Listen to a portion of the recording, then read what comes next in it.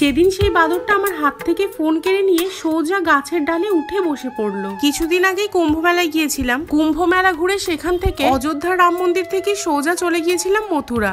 সকালবেলা যেহেতু ঘুরতে বেরিয়েছিলাম তাই সকালের ব্রেকফাস্টটা মথুরার বিখ্যাত খাবার বেদমি পুরি দিয়ে করেছিলাম। তোমরা যারা মথুরা গেছো তারা নিশ্চয়ই জানবে যে ওখানকার বেদমি পুরি আর ডুবকি আলু কতটা ফেমাস। তো যাই হোক, ব্রেকফাস্ট করতে সবে শুরু করেছি, এর মধ্যে একটা বাদর এসে দেখি না আমার হাত থেকে ফোনটা কেড়ে নিয়ে সোজা গাছের ওপরে গিয়ে বসলো। আমি তো রীতিমতো ভয় পেয়ে গেছি। ওকে কলা খাওয়ানোর লোভ দেখিয়েও বারবার ফোনটা চাওয়া হচ্ছিল, তারপরেও কিন্তু আমাকে ফোনটা দেয়নি। যেই দোকানে দাঁড়িয়ে বেদমি পুরি খাচ্ছিলাম সেই দোকানদার দাদা আমাদেরকে বলল, আমাদের মথুরার বাদররা কলার থেকে বেশি বেদমি পুরি খেতে ভালোবাসে। আপনি এক কাজ করুন, ওকে না হয় 1 প্লেট বেদমি পুরি কিনে খাওয়ান, দেখবেন আপনার ফোনটা এক্ষুনি দিয়ে দেবে। আর সত্যিই তাই, বেদমি পুরি কিনে দিতেই ফোনটা আমাকে দিয়ে দিল। কি অদ্ভুত তাই না?